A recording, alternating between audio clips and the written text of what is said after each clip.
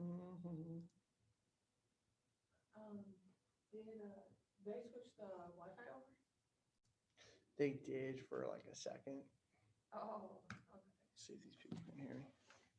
I was gonna say, there's no break. Yeah. Can you guys hear me? Hey, what's up, man? Hey, what's up, brother? Can you hear me okay? Am I freezing? Yeah, I can. Yeah, I'm gonna put this up here. Let me turn up my speakers a little bit.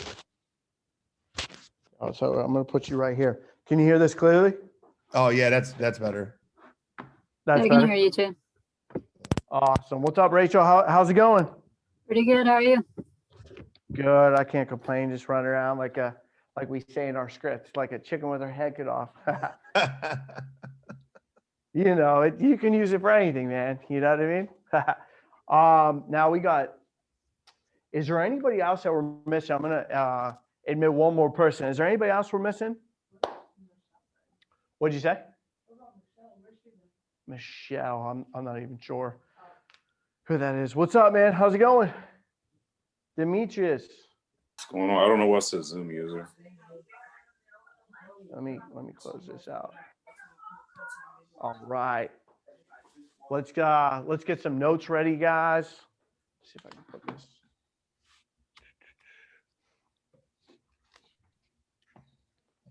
Okay. Hey, am I freezing at all? Is it good? Oh, you're good. It's good. Yeah, it's good. All right. If I start freezing, I'll go on my phone. You know, if there's any issues there, guys. Is there anybody else that we're missing? I feel like there's usually one more person, isn't there? Yeah, Usually one more. or like one or Okay. two people. Yeah. All right. I'll tell you what. We'll give it like a minute. If we can make sure, Demetrius, you're Like going to be at like Michelle. a good stationary spot. Yes, I will. Okay. I'm just All cooking right. food real quick, get something to eat. Gotcha. Yeah, you want to be in a stationary spot ready for this, man. We got to take good notes. We got to have a notepad out. Note takers are money makers, right? And then I say this every single time, man. Knowledge. You ever hear that knowledge is power? That's a bunch of BS. Okay. Knowledge is not power. It's the implementation that creates the true power. Okay. So we got to implement this stuff quickly, right? We got to be able to take the information, be able to implement it, take the information, take good notes. Now, very few people listen to stuff like this, like motivation and things of that sort, educational things. And then even fewer people take notes on the information that's given, right? And then even fewer implement the information. So Demetrius, man, you're holding this up. So if you can just hop off and you can hop on when you're ready, okay?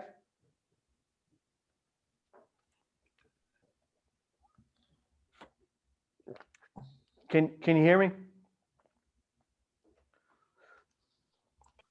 Yeah. Hey I'm man, ready. if you could just hop off and then just hop on when you're ready, that'd be better, man. Cool? All right, give me 1 second. All right. You know, I always try to set the standard, you know, even before we start training. You know what I mean? If we're going to be on these meetings, if you guys were here in person, right? Obviously, like Shayla is, you're here dressed up, you're taking good notes, right? The next best thing is virtual. So we got to be ready for these. You know what I mean? We know we have training at 1. We got to be ready for this stuff. Okay. All right, guys, I'm going to go ahead and get started real quick. They wanted me to get on closing today. There's no secret as to why they wanted me to go over the closing, right? Right, Jeremy? Yes, exactly. So just to properly introduce myself, I know Shayla obviously knows me. Jeremy, you know me. Obviously, Giovanni Vacca, regional director out here. Just to give you a little backstory of me, I was actually the top producer in the company 2017, 2018 for the whole entire year. I actually was the March Madness winner over at our agency. If you're like the top in our agency over in Arias, we had 13 different offices, right? They were the number one, and they were literally the number one SGA state director in the world. So when you were number one there, man, it was hard. It was hard to compete against them. So that was huge. And every single year I've been here, been like the top 10. And I never say it to brag or boast, but to simply encourage that. Like I said, guys, all the information that I'm going to give you is going to be information that literally I just kind of accumulated together and put to a closing workshop for you guys so that you guys don't have to go through all the 5 years of learning and trial and error. You guys are going to get all the information today, right? So I'm going to be a little bit quicker than probably the prior training classes that you've sat with. And I want to make sure that we're concise, to the point, taking good notes. If you guys have questions, you can definitely stop me. But we're talking about closing today, right? We're talking about closing. The topic of discussion, Rachel, is freaking closing. So want to make sure that we know this, guys. If you came to American Income, if you came to the Vena, oh, did it freeze? No, okay. If you came to the Vena agency for sales and to make money, then I'm telling you, you came to the wrong place, okay? You don't make a dime in sales. Just doesn't happen, okay? You make money when you close, all right? You make money when you close. That's going to be the most important thing. Can you guys still hear me? Yes. Okay, all right, good. So you make money when you close. Closing is literally everything in our deal.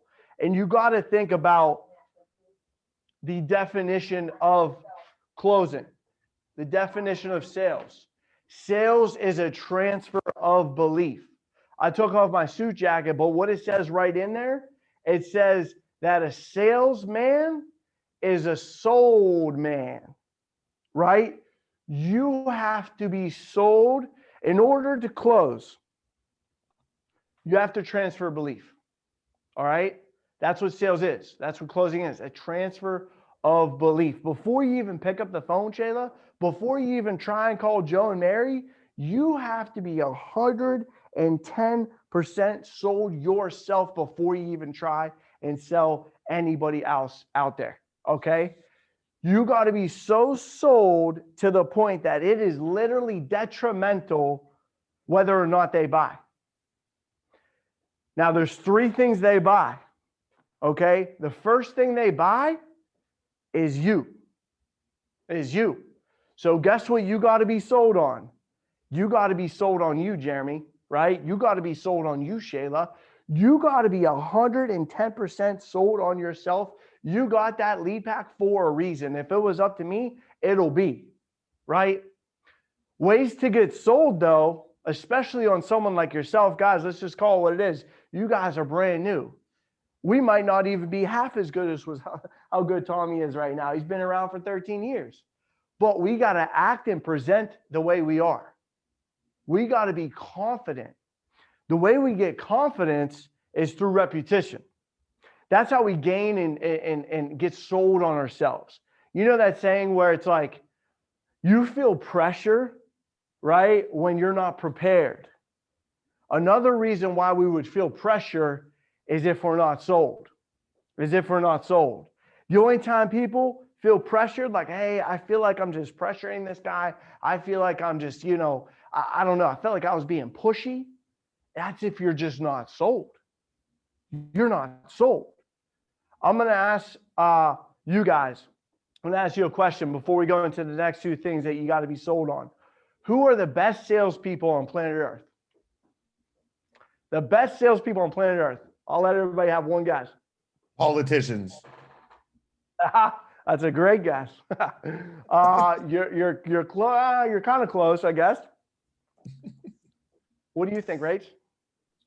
I would say your parents. Wow, getting warmer. What do you think, Shayla? The best salespeople on planet Earth. If it's closer to our parents, I don't know, because I was going to go the opposite direction. Yeah, what do you think? I bet you get it. The greatest salespeople on earth. Greatest salespeople on earth. I have no idea. Take a guess.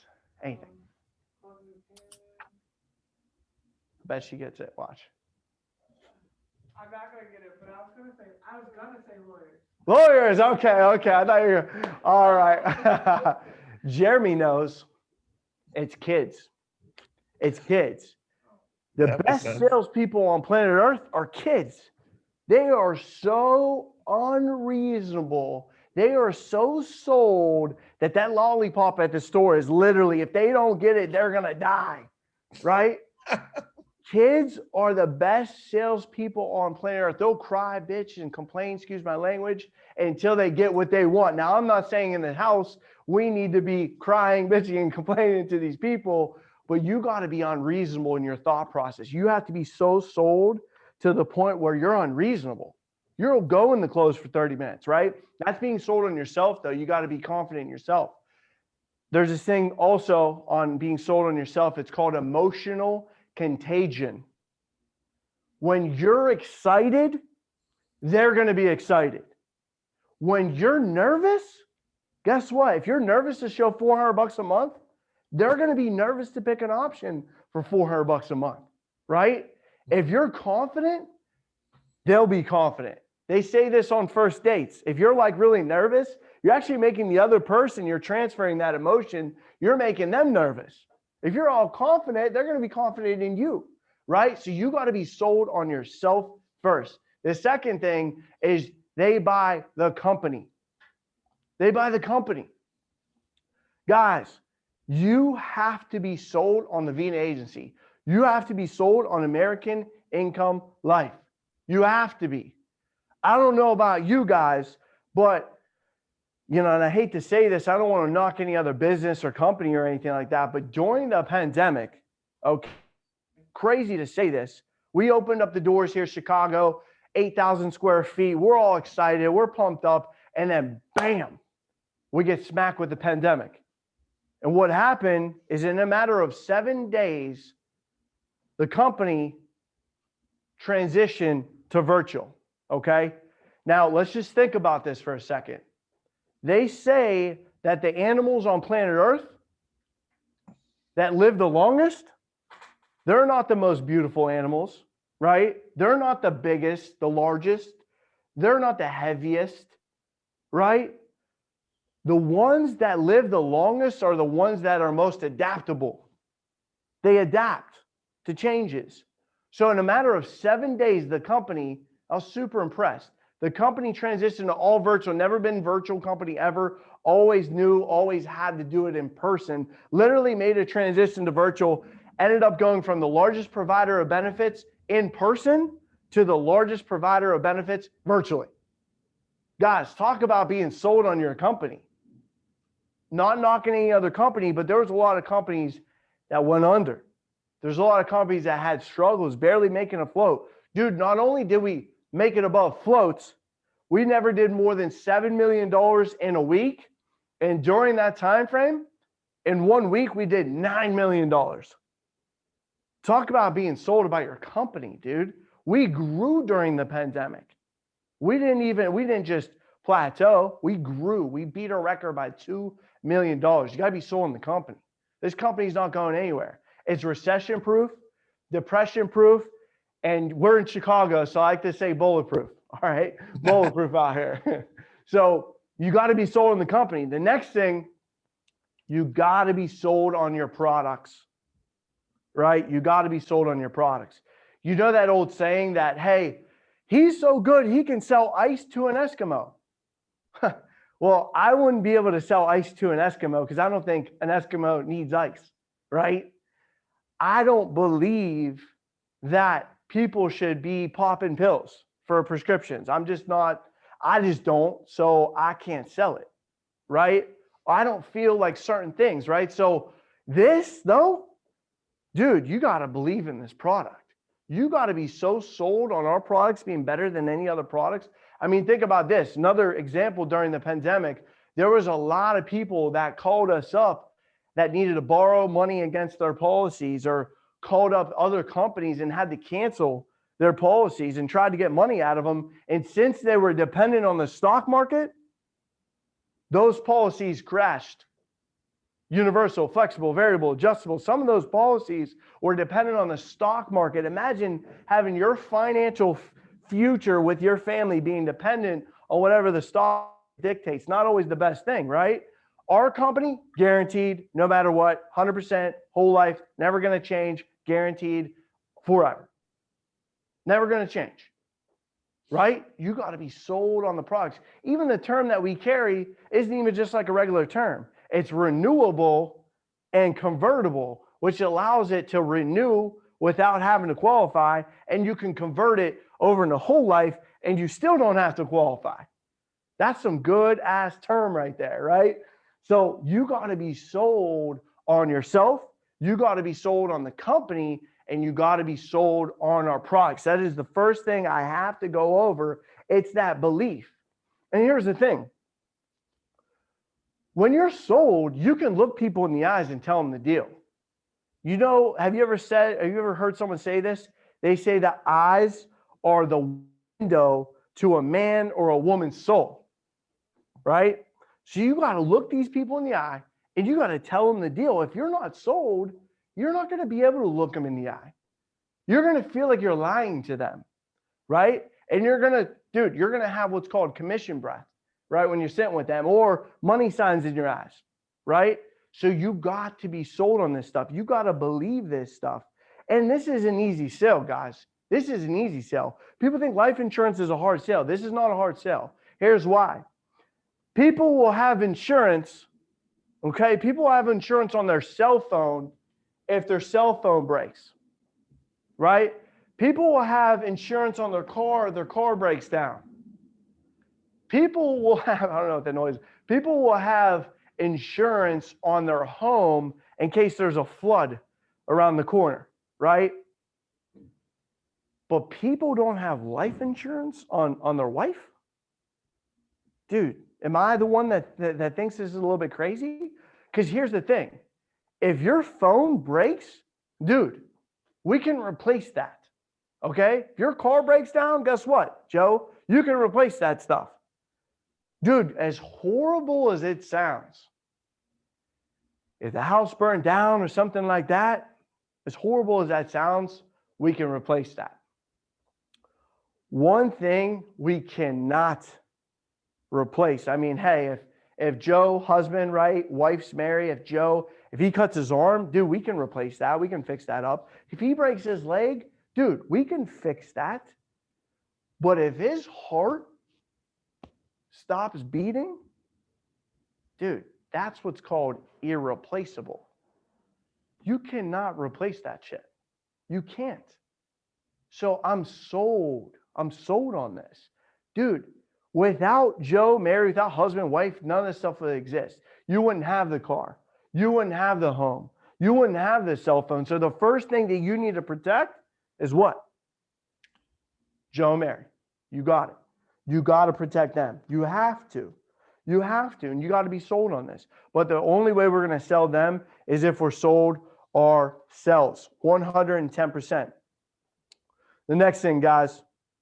So there's only a couple things they can say. Okay, there's really only a couple things they can say. It's not like they can say a million different things. They say, I want to think about it, and I can't afford it. It's really the only two things, right? So here's the thing. I used to think that, closing, oh man, this is me going back and forth with a client for 20 minutes and boom, I got him. I'm like, I thought I was the man, right? That's not closing. Closing, the best closers are proactive. The best way to close is to proactively beat any objection that can possibly occur. I don't care if you're the best football team out there. If I know you can run sweep left or sweep right, I'm stopping you. There's no way. If I only know you got two plays, right? I know it's either right or left, right? So all we got to focus on, right, if we're being reactive, is that I want to think about it and I can't afford it. But in order to be proactive, here's some things that we need to work on, because we're losing out there sometimes. Sometimes we're literally losing. We're losing the battle, all right? So we become a loser, right? We're not winning, we're losing. How do you become a closer? If you're a loser, how do you become a closer? What do you think? Practice. Practice? Practice makes perfect, right? What do you think, Rach? I mean, it's as simple as just adding the letter C, right? So just seeing the got it. sale. You got it, girl. You just add a C. Now you're a closer. Wish it was that easy, right? So I remember Tommy's like, listen, look, I can go write 10K. Watch, I'll go write right now. He's like, I'm going to write it, right? He wrote 10,000 on the wall. I'm like, Jesus, right? So I wish it was that easy. But in order to be a closer, right, you need to understand that the C stands for control. Control. Control. Every presentation has to start with control. Every single presentation. Don't just go right into the rapport. Don't just go right into the pitch. You have to get the control. Here's why. If you have the control, they'll listen to you. If they listen to you, the stuff sells itself. It really sells itself. That's why we have our pitch. But it has to be in that sequential order, guys. You have to start with control. As soon as I get on the Zoom, like, hey, real quick, can you hear me? Yes. Okay, perfect. Can you see me? Yes. Okay, great. Joe and Mary, right? Yes. Dude, there's another thing. I'm getting all these little yeses. Psychology tells you when you're getting all these yeses, right, throughout the pitch, small little yeses, what will happen is now they're getting bought in. You'll say, does that make sense? Do you see why this is important? Yes. Yes. Right? They're nodding their head. Do you think that if they've been nodding their head the whole time, yes, yes, and at the end, right, you tell them if they want the benefits, you think they're going to say no? Of course not. Psychology tells you you get these small yeses throughout, and that's how you get the big yes at the end. You get what's called their buy-in, right? You get their buy-in. So control is not only just in the beginning when we say, hey, real quick, can you see me? Can you hear me? That's not it. You have to maintain the control by using what's called tie downs. You got to use the tie downs. The tie downs allow you to maintain the control and keep them listening.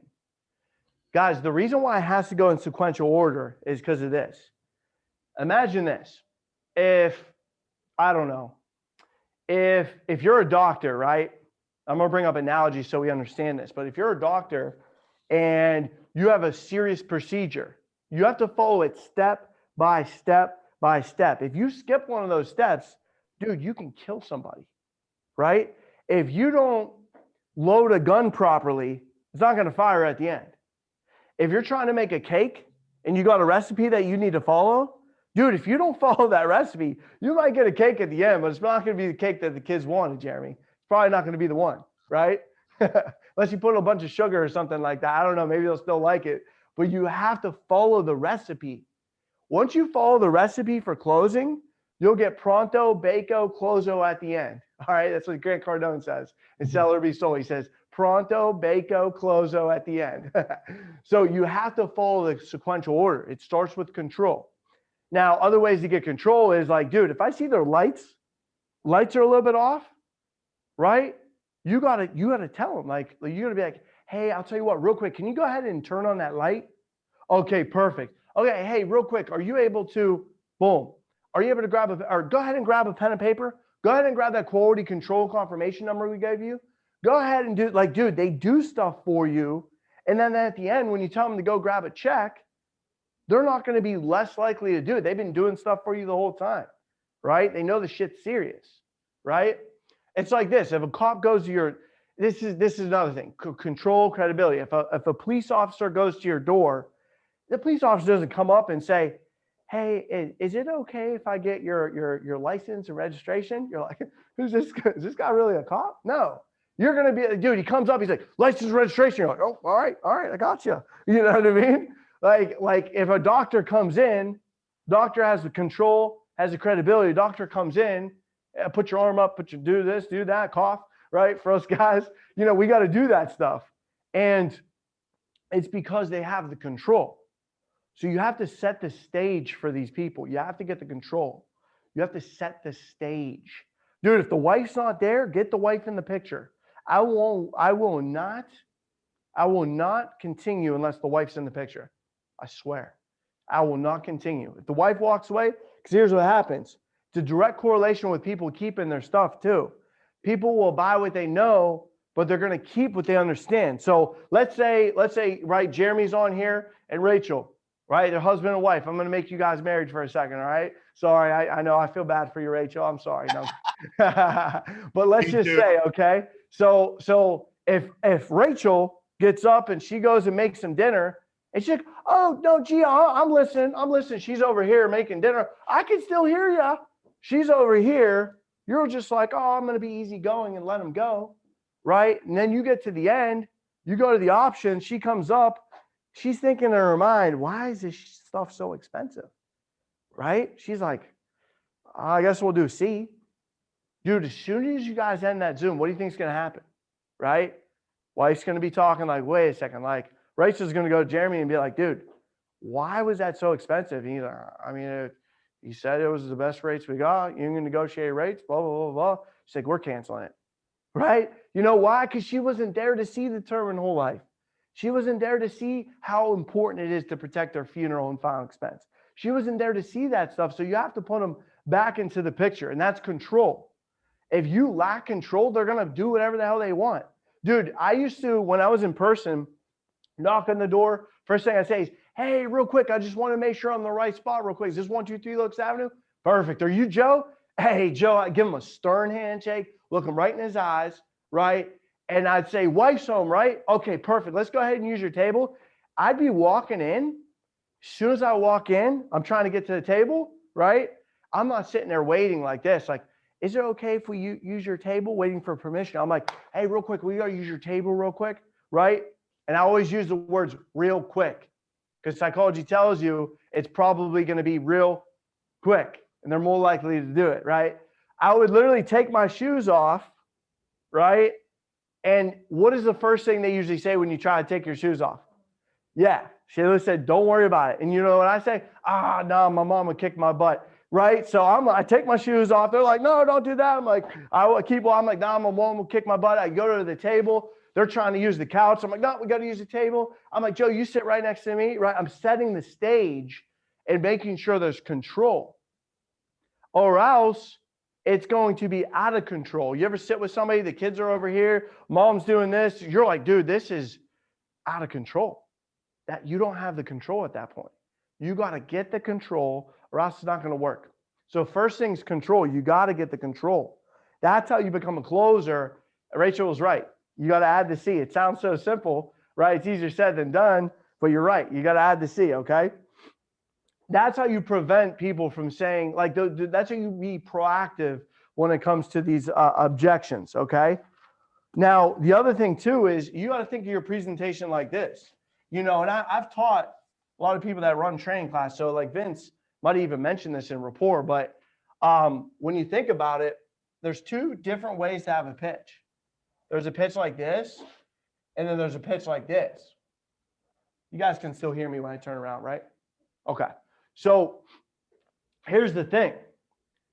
If you lack control, right, your rapport is no good, you're not really building a relationship. Remember, people care about, they don't really care how much you know until they know how much you care, right? So you got to build some rapport, but let's say you didn't build a whole lot of rapport. You're not using tie downs. Right? You're not saying, does that make sense? Do you see why this is so important? You're not getting that buy-in from them. Your pitch is off. Your script is off. Dude, at the end, you're going to spend a ton of time trying to close these people.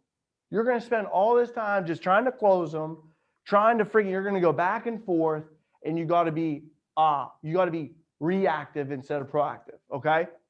Instead, you want to have the pitch look like this. If you are getting a bunch of stuff at the end and they're giving you all these objections, what I would do is I would find your receipt to your script. I would return it and it's busted. It's busted. You got to get a new one. All right. If you're getting all this stuff at the end, you got to return it. Right. It should be like this. Right. You should have the control, ton of control. Dude, I'm big on control. Really big on control. Right. Rapport, dude, I'll spend as much time as I need to let them know that I truly do care about them. I want to separate myself from every other salesperson that they've met with, right? I want to let them know I really do care about them, here for their best interest, right? That's how I can pull stuff in the close. In rapport, you want to ask questions like, what do you guys do for fun around here? Why do I ask that? It just, you're like, dude, this is rapport. Why are we talking about rapport? We're talking about closing right now. You're talking about rapport, Gio. You know why? It's because I'm going to use the information I got in rapport to close them. There's nothing better than at the end using their name and then using a personal story that they mentioned way in the beginning to use to really like let them know that you were listening, right? You were listening to what they were saying. Selling isn't telling, it's listening. You got to listen and ask the right questions, right? So in rapport, I ask a lot of good questions. What do you guys do for fun around here? You better believe if they say, oh, I got season tickets to the hockey game. Dude, you better believe you got season tickets to the hockey game. You better believe at the end they try to tell me they can't afford it, right? It's gonna be easy for me because I'm gonna say, hey, listen, and I'm not gonna say, well, hey, you go to the hockey games, right? I'm not gonna say that, but I'm gonna be like, hey, no, I understand where you're coming from. I get it. I'm with you, man. But if we went to one less hockey game a month, I'm not saying that you have to never ever go to a hockey game ever in your life ever again, but if we didn't go to one less hockey game a month, it would literally take care of this for your family, right? So I'm not telling them like, and I'll go over how to close. That's in this workshop as well. But I'm not like, well, dude, you smoke a pack of cigarettes a day, right? They're not going to take that well. People used to kick me out of houses because I was so like stern with them, and so like now. They're like, wow, that really makes sense, right? Went from like getting kicked out, and I'm like, what did I do wrong, right? Because I was calling them out for stuff instead of actually just, understanding, being empathetic and getting to their level and making sure they know that I get where they're coming from, but it makes sense if we did this, right? So rapport, like I said, you got to use those tie downs, right? Your script, you got to be on point on your script. I don't care what anybody says. That script is there for a reason. There's so much psychology behind that script. It's unreal. We don't even know why we say certain things on there, but they're there for a reason. Trust me. And honestly, remember I told you, top producer 2017, 2018. Do you know how much stuff I added to that script that literally like proactively beats all the objections I would get the whole year? I'd get, it's like I was getting punched in the face. Oh man, I got hit in the face, hit in the face, hit in the face. You guys don't have to get hit in the face. I've already see this face? I got punched a couple of times. I was good. So you guys are just going to go in there and be proactive. You're not going to have to worry about the closing part as much, right? So you got good script, right? Your is good. Dude, at the end, you're not going to spend any time closing. I swear to you, when I pitch, and you guys know, I don't show low options. I don't get low options, right? We're closing 4 or 5K deals, right? Dude, they just pick an option. They just pick an option. Now, I'd be lying to if I told you that everybody I sat down with just picked an option. But that week we wrote 27 grand, right? Wrote 27 grand in 1 week. Dude, it was 26 members, only 3 people we didn't enroll. We enrolled 23 out of the 26. What's the difference? Dude, there's nothing special about me. I just perfected this. That's it. It's perfected, right? Over time, you perfect it. In the beginning, it wasn't like that. I'd go 0 for freaking 7. And then pray that on Sunday would come around. I'd be like, I'm sorry, I'm missing church, but please give me some ALP, right? And Sunday would come around. I'd write that one deal for the week. And everybody thought I just worked on Sundays. I'm like, no, dude, I've been grinding all week. And Sunday came around. I finally got lucky, got some grace. I guess the grind lords were watching.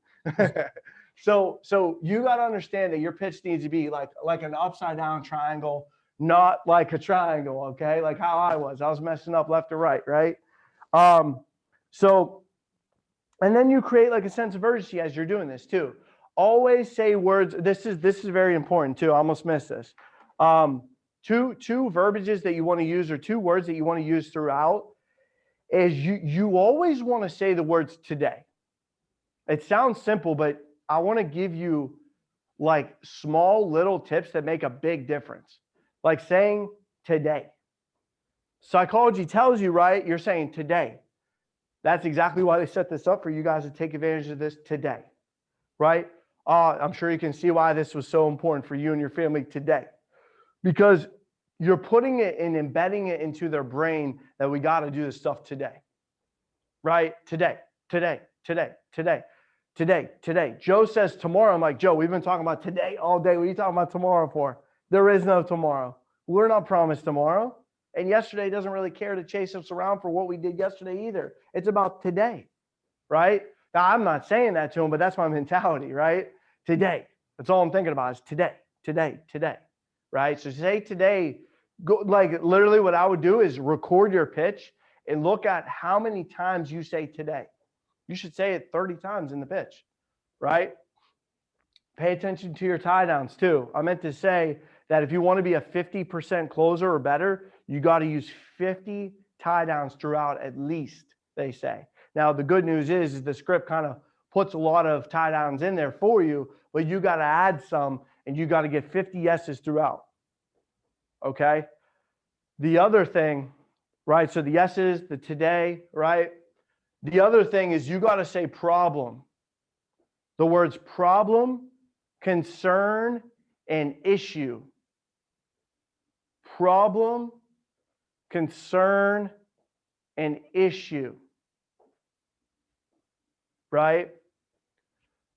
Dude, if there's a room full of 30 people, we're all watching a movie or we're all doing, dude, someone walks in, if Jeremy walks in and says, guys, we got a problem, you better believe us as humans, we're like we're going to go try and fix the problem, right? We're not just going to be like, right? If he said something else, we might not want to fix it, but he said problem. We're all like, we got to fix the problem. What's going on? We don't even, right? So throughout your pitch, you need to, I used to say create a problem, but really you're just revealing the problem.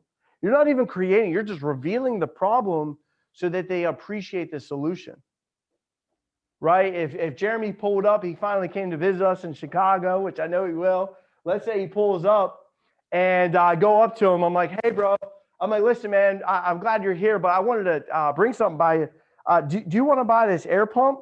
You'd be like, dude, what are you talking about? No, I don't want to buy this. What are you talking? I don't need an air pump, right? Next day comes around. He shows up at the office. I sneak outside. I go to his car and I deflate all his tires, right? He tries to leave, and I go up to him around the corner, and I say, hey, bro, do you want that pump I was trying to sell you yesterday? Yeah, the same pump. Now it's $50 more. No, I'm kidding. He's going to buy it, right? He's going to buy it. Because why? There, I created a problem for him, right? So you have to reveal, create. You have to identify the problem.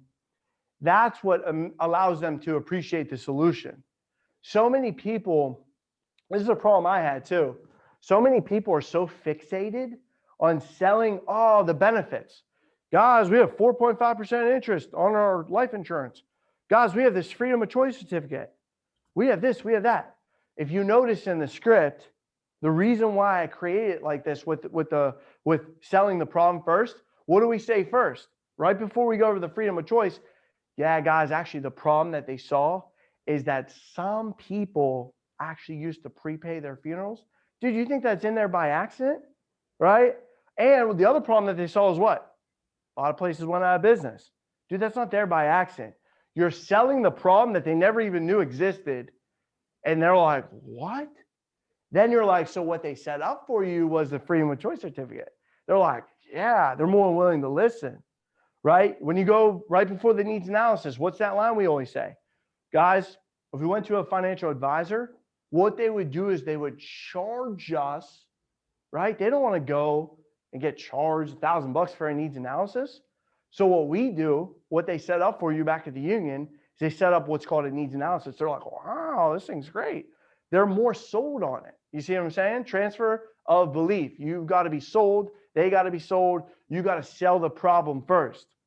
You sell the problem and they'll appreciate the solution. Okay? Get really good at saying problem a lot.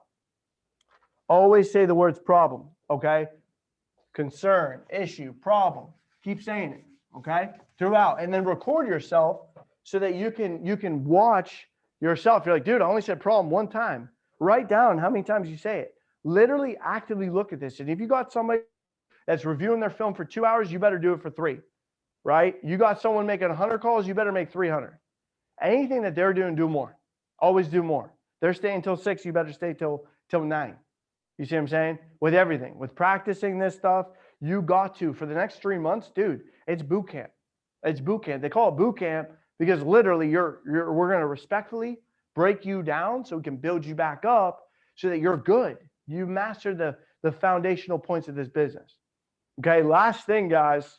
Last thing, I told you we're going to be quicker. I want to give you all this fire and just put it into one workshop. I wanted to just kind of make sure I got the best of the best things to give you guys, okay? This is the number one rule in closing. The number one rule in closing. Always, always, always agree. Always agree. I don't care what they say, always agree. Okay? Always agree. You know that saying that the customer is always right? Well, that's a bunch of BS too, because the customer's not always right. Let's just call it what it is. But if you're trying to enroll them, take care of their family, then they're always right. If they say this wall is white, and I know this wall ain't white, I got a whiteboard right here, that wall is definitely not white. They say it's white, it's white. Whatever they say, agree with their perception, agree with them. They say it's too much, agree with them. They say, hey, you're trying to pressure me? Yeah, no, I totally understand. I agree with your perception. I agree with how you feel. I appreciate how you feel. Always agree with them. Always understand where they're coming from.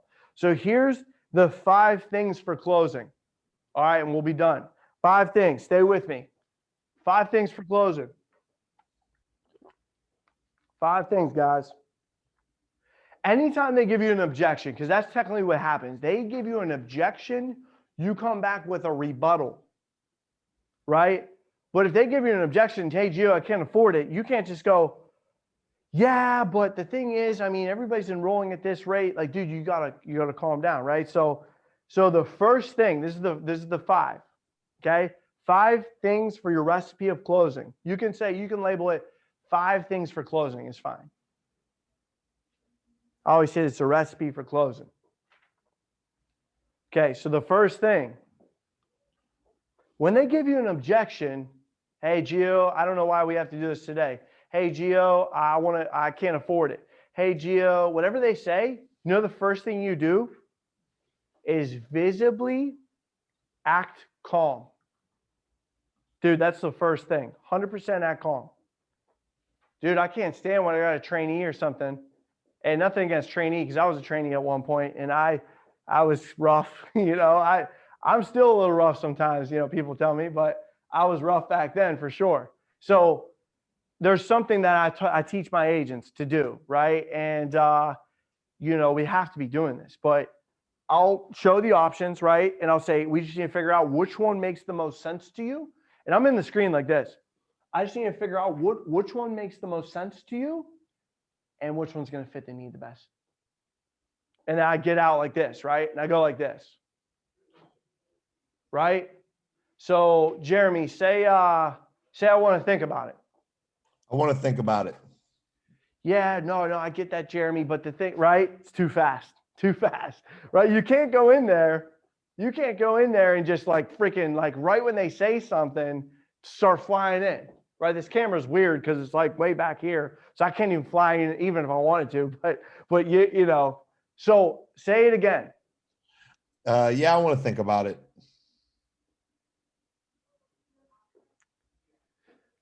Yeah. Mm-hmm. Yeah. See how I did that? Right? Dude. It was a little awkward on my end. It's awkward, right? Dude, us as humans, we hate silence. Have you ever been on a first date and it's quiet and you're like, oh, this is awkward, right? We're like conditioned to like not like silence. You've been talking the whole time. You guys have been chatting it up. You've been doing this, that, and another. You go through the whole entire thing. And at that very end, you're silent. They hate that. So you act calm, right? So do it one more time. So say, I want to think about it. Yeah, I want to think about it. Mhm. Yeah.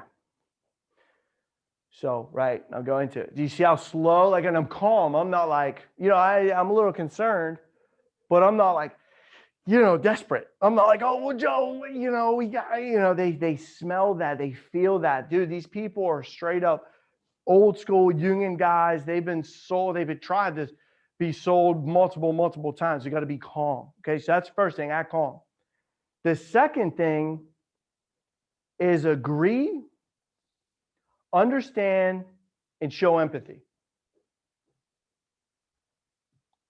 Agree, understand, and show empathy. That's the second thing in the recipe of closes, okay? You got to agree with their perception. What's rule number one of selling? You got to agree. So if they say, I want to think about it, or they say, hey, I'll tell you what, Gio, right now we just bought a mortgage. I just don't think it's the right time.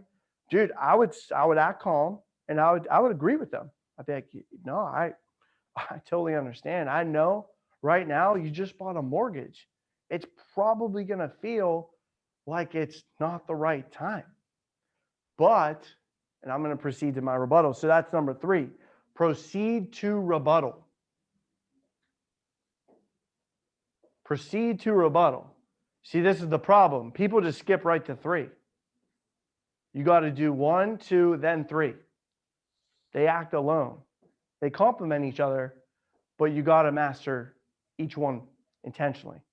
Third one is proceed to rebuttal. So I'd say something like I just said, I agree with them, go in real nice and slow. And I'd say, I totally understand where you're coming from. Right now, especially, it probably does feel like it's the wrong time because you just bought the mortgage. But the thing is, Joe and Mary, right now actually is more of a reason to get the insurance because now we have even more of a liability that can be put on our family. Their reason why they can't is your reason why you can. It's sell or be sold. They're going to sell you on why they don't need it, and you have to sell them on why they do need it. There's going to be a sale at the end of that Zoom. It's either them selling you or you selling them. So you need to understand the rebuttal. It's sell or be sold. That's something I'd mark next to it. Sell or be sold. They're going to try and sell you or you're going to sell them. Okay? After I give my rebuttal, you don't want to just look at them. This is what I used to do all the time. I used to just be like, I'd come up with the best close ever, right? And I'd sit there and look at, I'd be like, yeah, so I'd be like, yeah, so this is more reason why you have to do it. So, I would be like, I would just look at them and wait for them to fall in my lap or something like that, or wait for, they'd be looking at me like a deer in the headlights, right? So that's why number 4 is close. You have to rebuttal, then close. Rebuttal, then close. Always revert back, right? Put right pressure right back on the options. And here's how you do it. You say, so like I said, guys, we just have to figure out which one of the options, makes the most sense to you and which one's going to fit the need the best. Yes. How much is too much going back and forth? If they're pretty evident that that's not what they're gonna do. That's such a great question. I always go over that toward the end. I'll just answer it now. So how much is too much, right? That's a good question. Someone asked me that. They said, how many times do you go back and forth before you leave? I said, no. I said, I go back and forth until I get a yes, right? Now we're in a business where there's PR and things of that sort, and there's retention. We don't want to just bulldog somebody into a policy, right? And remember, when you're really proactive, people just pick an option. It makes so much sense. They're so bought in. They're just, eating up everything, and they understand the importance of it. But if you have to go back and forth, dude, I would say at least 6-7 times before you get that yes, right? Cardone says 10 to 15 times. But like I said, we're in a business where it's a little bit more we got to be careful with PR. We don't want to be browbeating people into policies, you know what I mean? And shoving it down the throat. We got to make sure it makes sense to them.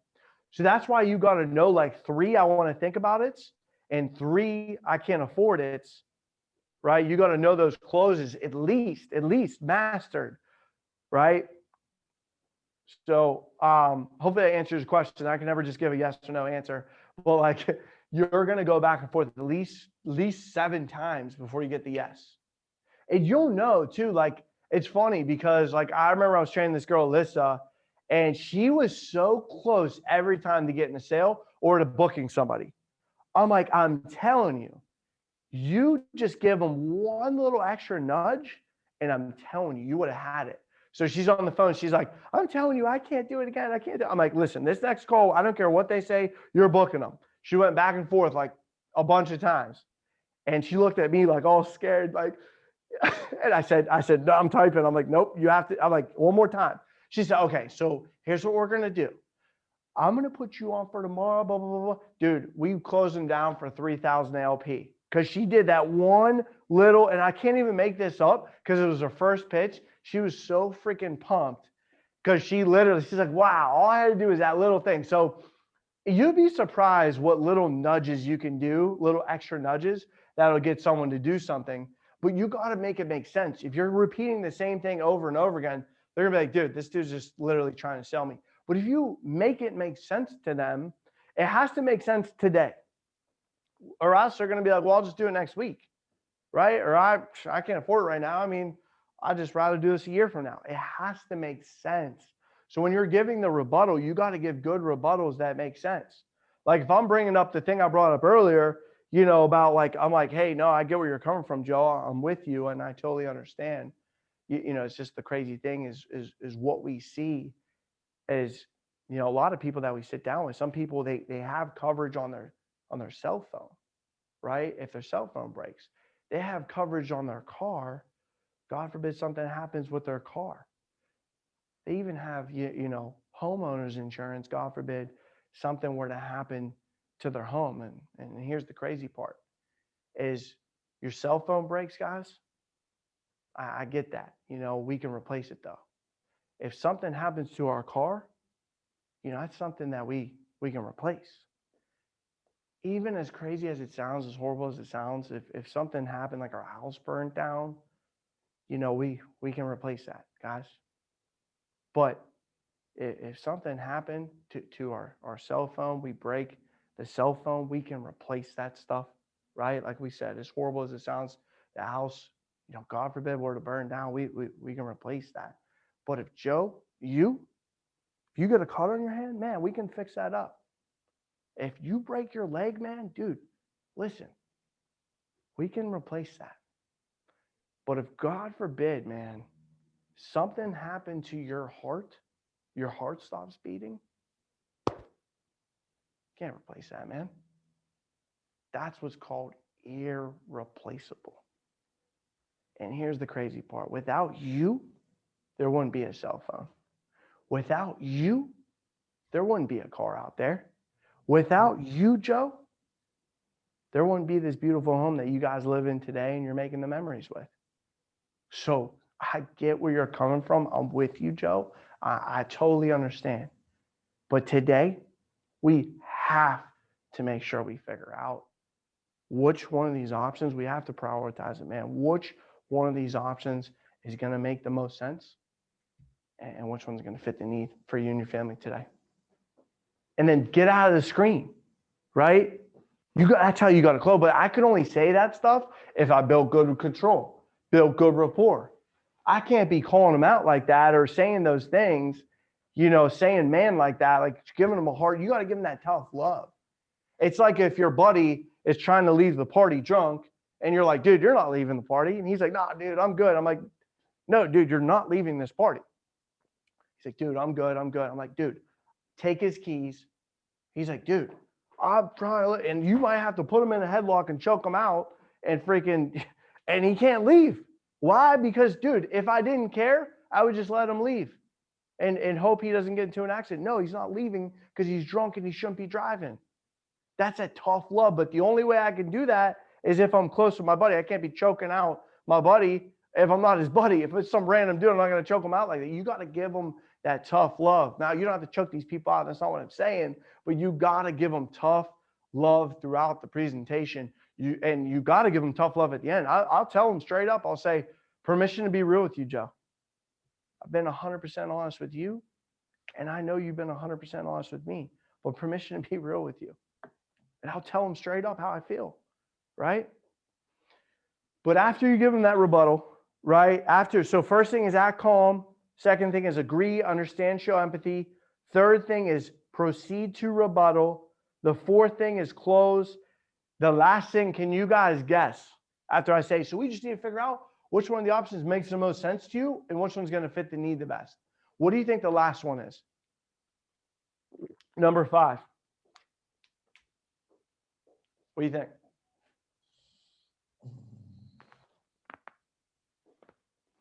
What do you think? The last thing, what do you think?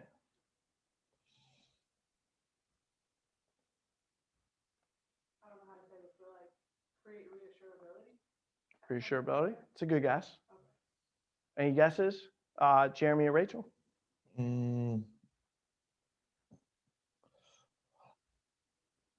don't know. Right to business, I guess. I don't. Right, the business, right? So there's a book. It's called Shut Up and Close, right? Literally, number 5 is literally just shut up. Just shut up. The first person that talks loses, right? Like we talked about, Jeremy. Yeah. You got to shut up. So I say, we just need to figure out which one of these make the most sense to you and which one's going to fit the need the best for you and your family today. I get out of the screen. Dude, and I can see them. Like I'm over here. I can see the screen, right? I can see what's going on. But you want to shut up because remember, people don't like silence. Remember that? People don't want, they're like, right? And here's the thing. People will talk themselves out of sales. They'll start saying stuff. Like 10 seconds will go by and be like, yeah, Joe. And like I said, I mean, you know, I just want to make sure it's comfortable for you, right? Just shut up. Just don't even say a word, right? And they're going to pick something. The craziest thing, I remember one time I was in person doing this, and I remember I was like, so we just need to figure out which one of these options make the most sense to you and which one's going to fit the need the best for you and your family today. And I literally sat there and because I would always go to the computer, you know, and start typing stuff. And I literally sat there, you know, when you're sitting there in silence, a minute's going to feel like forever. But this was like 10 minutes later. I'm still like, this is crazy, right? And it's going to be awkward. Dude, I teach people to do this, and I'm still sitting there like, this is fucking awkward, right? And I teach the person to do it, right? So I'm sitting there awkward as shit, you know, and finally, it's like 10 minutes down the road, I'm like, so I look over at him, look over at the guy, and he's like this, not even looking at the options anymore. And I look at him, right? And give it like 3 seconds. And he goes, I guess. He goes, I guess. Pretend I'm right here, right? He goes, I guess.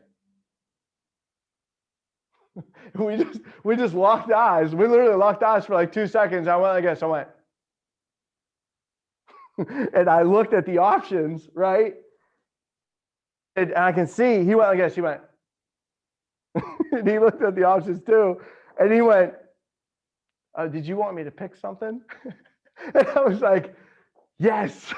I was like literally like, yeah. I just want to figure out, like I said, the option that makes the most sense to you. And he was like, oh, I'll just go with C for now. I was like, what? So it's crazy, guys. Like literally, you'll sit there in silence forever, but you can't talk. And I'm telling you, I've trained this so many times. I train my people to do this. And literally, dude, I'll be training them. I'll literally be in the sit. And I'm like, this is awkward. This is weird. You know what I mean? So you got to be willing to get in those uncomfortable moments, right? And in the close, it gets uncomfortable. Now you're pushing each other a little bit, right? Could get a little, you know, they might say something where like, I don't want to do this. Like the close is where you got to get used to getting uncomfortable. You have to, because it's not really something where it's the most comfortable. You feel the tension. You feel that, right? So you have to get used to the silence. You have to get used to getting uncomfortable, especially in the close. And the only way, guys, and I'll conclude on this, I'll kind of end on this, is the only way you're going to do that is if you're sold yourself, as I mentioned earlier. The only way.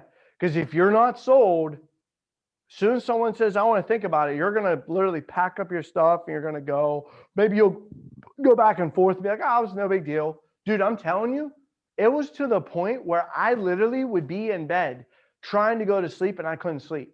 It was so detrimental whether they had this or not. I felt like, dude, what if this guy dies tomorrow and I just screwed them? I'm like, dude, I couldn't live with myself. I remember one time I literally went back and forth for 20 minutes with somebody. I went in my car and I called my caller at the time because he used to help me book appointments, especially when I was chasing top producer and stuff. And I said, man, I effed up. That's what I said. I said, I effed up, man. He's like, what happened? I'm like, dude, I couldn't close them. I tried. I just went. He's like, dude, you just get to the next one. I'm like, you know what? I'm like, I gotta call you back. Dude, I literally hung up and I went back in the home. Talk about freaking crazy. Talk about sold. I went back in the home and they saw it on my face how distraught I was. I was like, guys, listen real quick. And I went back and forth again and they did it. I swear to you, swear to God, this happened. True story, literally walked back in. Like, talk about being sold. Normal person probably would have been like, screw those people. They're crazy, right? You got to take that ownership mentality, not the victim mentality. You got to take ownership. So I would literally be like, I messed this up. Oh, I did this, I did that. And I would literally be so sold that if they didn't buy, dude, it would bother the crap out of me. It would bother me, okay? So make sure you guys are sold yourself. That's how you transfer that belief. Remember, this is the belief that we're transferring over. You got to look them in the eyes. The eyes are the window to a man or woman. So you got to look them in the eyes, tell them the deal, and you got to use these closing tips, and you'll be closing every freaking deal, guys. Thank you for your time. I appreciate it. Hopefully you guys got some fire good notes. Let's remember that the knowledge is BS. We got to implement the knowledge that we receive. We got to review these notes. Don't just kind of set them aside. Store this stuff, review it, practice it over and over again. And let's just make sure we utilize it for next time. All right, guys? All right, let's get it. Thanks, guys. Come on. I'm excited. You and me both, man. Let's go, Jeremy. Let's go, Rachel. I'm excited for you guys. Cool. Thank you. No problem.